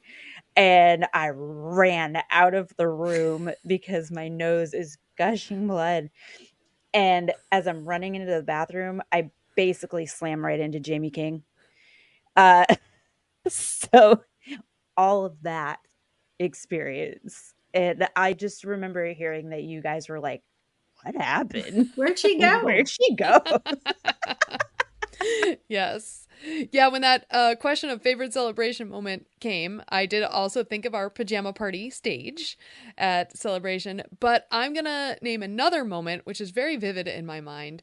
It's Star Wars Celebration Anaheim 2022. And Tricia, you and I got tickets to this panel that we knew Dave Filoni was on, but we had no idea what it was about. It was called Tales of the Jedi. And so when we went to it and we saw that first episode of Ahsoka, baby Ahsoka, and we were walking out, Tricia, you leaped up in the air and then fell on the floor with joy because Star Wars was giving us everything we had been asking for. And it was just this moment. It was crazy. That was one of the coolest panels I've ever been to. I was so excited. Dave Filoni's shout outing Carrie Beck and Athena Portillo and all these women he worked with. And I'm the Tales of the Jedi, and we get to see baby Ahsoka. I'm freaking out. My favorite moment is Celebration Anaheim. That was the craziest. I had Ultimate Star Wars. I had all these book signings. I was changing clothes between panels, hosting panels. We were hosting panels, changing clothes in the bathrooms. People were holding my clothes to get from one thing to the other. But I remember we had the red carpet? Mm-hmm. Press conference, and so it ended up overlapping, and so Richard opened our show. He was our hype guy when we opened it, and then at some point we had to work it in that Sarah and Richard were gonna run out, It was just Halfway you through. guys don't even know how stressed we were about that, like getting them down there and getting them to to doing it.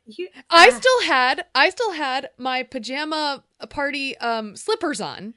And Didn't Tracy someone look Tracy on the press line Canobio. look at you? Yeah. Tracy Canobio was like, "Nice. Do you want to talk to Dave?" Yeah, sure.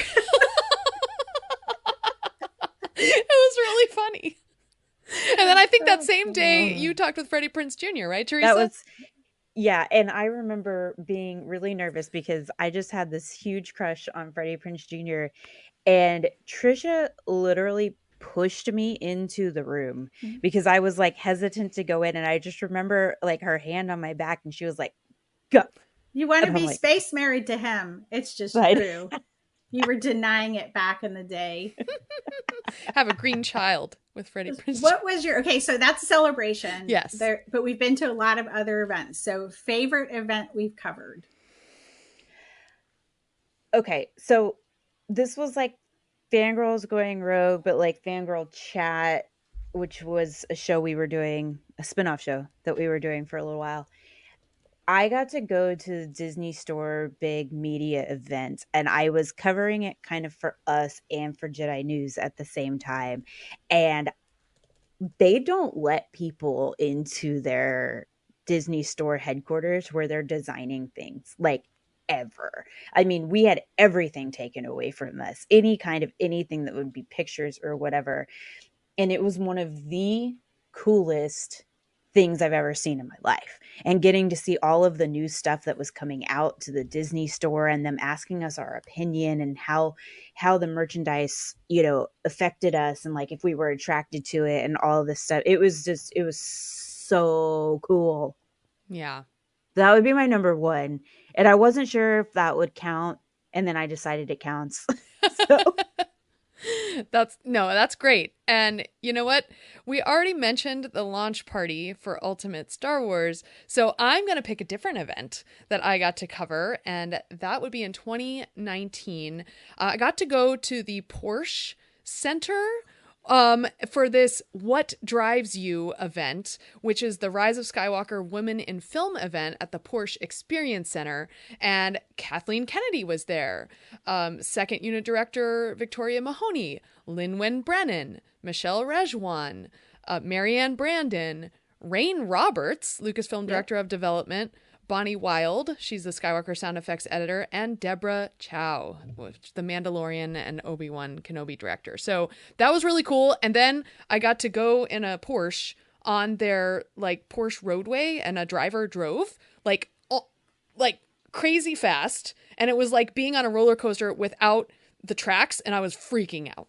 Did they drove you? Yes, Someone drove Oh you? yeah. They drove me. They were going like 100 miles an hour up to a major like 90-degree turn, and I'm like, there's no track stopping. What's gonna happen? But I got through safely. And you guys got these like Porsche glasses that y'all gave me. Yeah. So that was cool. All right. I was torn between the Rebel series finale, which we all got to go to and Sandra went to. It was really cool. But I'm going to pick the opening of Galaxy's Edge, the first opening. I remember they drove us around to the backside and they're like, oh, we're going to take you in. And they were herding us in. And so where the Millennium Falcon is back there, there's like a door where cast members come through. That's where they brought us in. So the first thing that fan press group saw was the Millennium Falcon. Let's just say it was like herding cats at that point. There was no stopping us from taking pictures.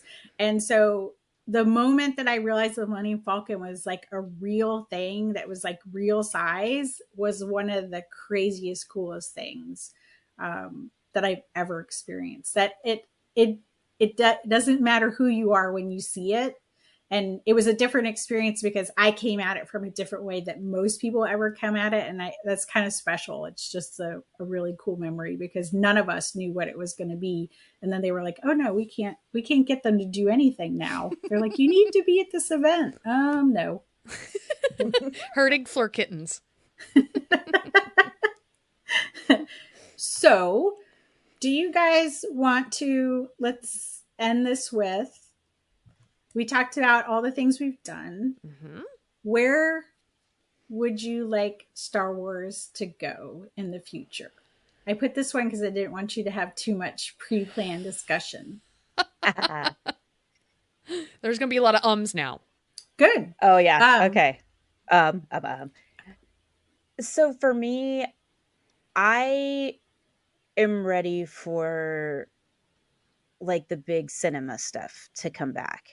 I think Disney Plus and streaming and the TV model and stuff is amazing and it's great. And I think it really has its place. And I definitely think we need to keep doing that, you know, and having those really fleshed out stories. But as a fan, I miss the hype and the energy and the just the way that fandom feels when a film is coming, you know, and all of the excitement and the way that we get about, did you get your tickets? I got my tickets. How many times are you going on the first day? You know, all of that kind of stuff. The energy that it gives to Star Wars in general with movies coming out.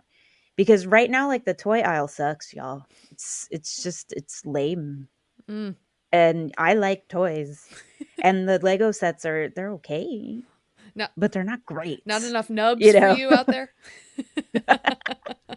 So, like, I want the movies back. I think we're all ready for the movies back. Yeah, I love the hype that goes with the movies, but sometimes the conversation can get so toxic online. And so no. I just wish that we could truncate that. And yes, it's kind of your focus determines your reality. So like what you focus on has something to do with that. So I'm a little on the fence because I love the storytelling structure that we get from TV, being able to sit in a character and emotion and a moments for a half hour every week. I love that. But you're right, that hype is so part of Star Wars from the very beginning, is that hype. And so I'm on the fence, but what I really want, we almost need like a young character. Like Ms. Marvel is turning out in the Marvels. She's like the new Spider-Man. She's like this young character that you can really like focus on and get those young kids into the fandom. And so I feel like we need that kind of young character again. That was Ahsoka. Now, you know, Ahsoka is now Ahsoka the White. She's grown beyond that young character. We need a new young character that we can really get behind again. So that's what I'm looking for. Yeah, we need a new Ahsoka. Yeah. Mm-hmm. You know, and maybe even just not having like a show that's about characters we already know. Right. You know, we need a new Rebels. Yeah. You know, we need a Jedi Academy. Something like that. Yeah. Jedi Academy. I would love it. Tricia. Well, I'm going to say that one, I want to see Star Wars a movie that is written and directed by a woman, not written by a man and directed by a woman. I want to see a Star Wars movie that is written and directed by women. Then I'll be totally on board. And with Star Wars television, I love the television format because we get to dive into some things. Just more writers' rooms. That's it. It's a simple question. And I think if you have writers' rooms, you'll end up with something like Andor and something like Loki that we've seen. So you can do both. And that's what I want for Star Wars. Beyond that, I don't have huge expectations. So, but having a woman doesn't necessarily mean it will be better, but I feel like in this day and age, if it probably will be better. Or a different perspective, at least, that the different we can relate to. Yeah. So I want new Star Wars Squishmallows. Squishmallows. She wants products, you guys. Products. Yes. So beyond Star Wars, what are you guys excited for coming? Because there are things coming and we're not just fans of Star Wars. So what's out there? Inside Out 2, Inside Out 2, Inside Out 2. Anxiety. They're bringing in my favorite character. That is I did not know that's what they were doing, and when I saw it, I'm like, that's perfect. Well, if you look at the poster image, they're standing on almost like I interpreted it as like a trapdoor or something. And there's more than anxiety there. He says we. Several. Yeah, she says we. Yeah. And there's several. That's right. So I'm like, who's in there? I really want to know who's in there. And are all of them me? That's awesome. All right. Well, then, since you didn't say your second thing, Teresa, I'm going to mention it. Wish. Now, I've already seen it, but it's... Hush. I will. Okay, so if you love animation, if you have been brought up on Disney animation, you will love this film because there are literally over 100 like Easter eggs from 100 years of Walt Disney animation in this film. That's awesome. Yeah. Shut up. Yeah. Each department put a little thing in there, like lighting, from lighting to story to whatever. Like there's just so much that I can't wait to hear you talk about this. Yeah. Like who plays can. the goat? The goat is Alan Tudyk. Oh, K2SO. Mm-hmm. Okay. Mm-hmm. It's going to be a big year for him. Wish, and yes, he's going to be in Andor. So yep. Season 2. Yeah. So definitely looking forward to that, or looking forward to everyone seeing it. And the music is amazing. My favorite lines from the trailer is when he says something like, "Who knew my voice would be this low?" This low. Yes. All right. Tricia. I am excited for you guys. What If trailer came out today, season 2. No. So exciting. Totally ready for that. I kind of feel like maybe they were waiting until the actors could come back, because I know animation is different, but I'm sure the actors probably weren't going to work for Disney as long as they were striking. So now that that's over, they finally got to record everything that they wanted to record, and we're finally here. I'm looking forward to Andor season 2, which I just mentioned, and Bad Batch season 3, which we don't know when they're coming, but I felt like that was all dependent on when the strike ended, because they told us that What If will come 9 episodes over 9 days. So they're not dropping it all at once, but they are dropping one a day for 9 days. It's the 9 days of Christmas. Yep. Yes. What if miss? Yeah. All right. Well, before we go, do we have any plugs? Anything we'd like to plug? Tricia. I'm going to plug the hyperspace theories that we did wrapping up the Ahsoka, and we're working on some more Ahsoka based episodes. But if you're really into the deep dive of the storytelling and the myth and the hero's journey, we've got it for you on Hyperspace Theories podcast. You can find that at fangirlblog.com and just type hyperspace theories. There's a button there and it will take you to all the episodes. Nice. Teresa, did you have anything you want to share? I would honestly say if I have anything to plug, it's just my Instagram.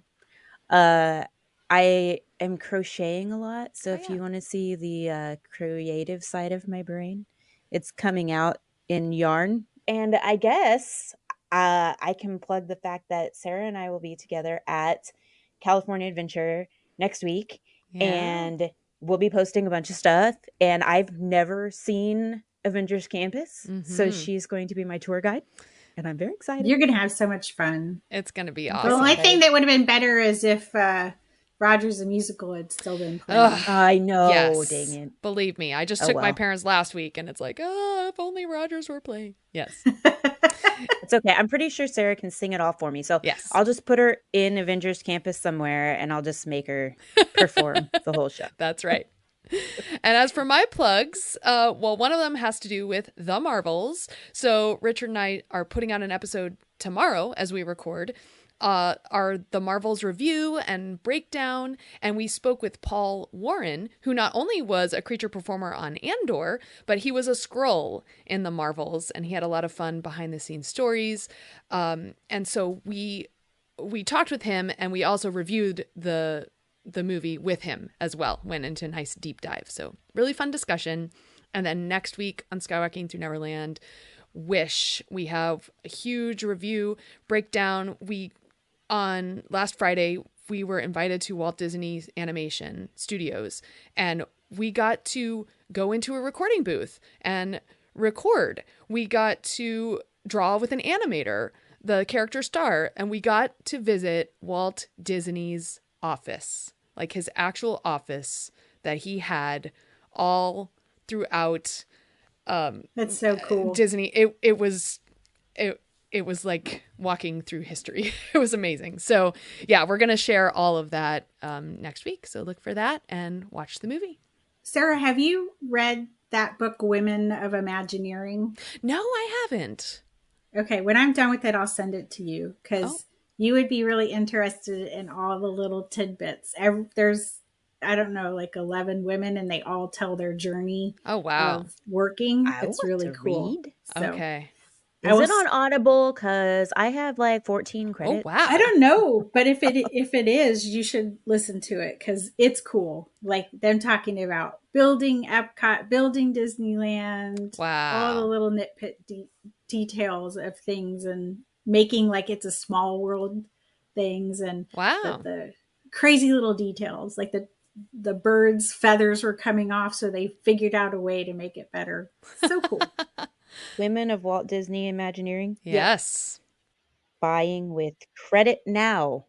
Oh, nice. Perfect. Perfect. All right, you guys. So our Zoom chats will return next year. We're not sure what the schedule is because we really don't know what the schedule on a lot of things are. We literally didn't know when we had our Zoom chat on Monday that What If was coming when it was coming. So now we know and we can make a schedule. So check out our Facebook group to get more information.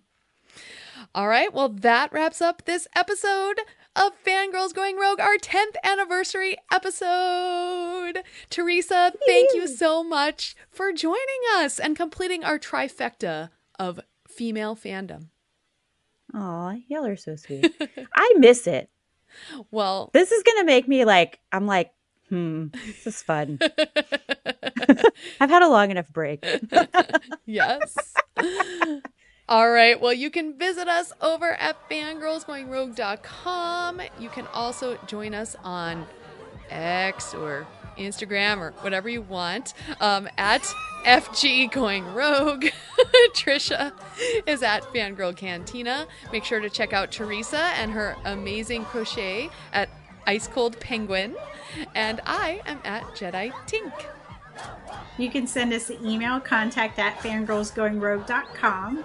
Facebook, just type in Fangirls Going Rogue, and we also have a private Facebook group. You have to answer the 3 questions to join, and please go to Apple Podcasts or wherever you listen to podcasts and leave a positive 5-star review. We need your reviews so more people can find us. So until next time, do do do do do, yub yub yub yub yub.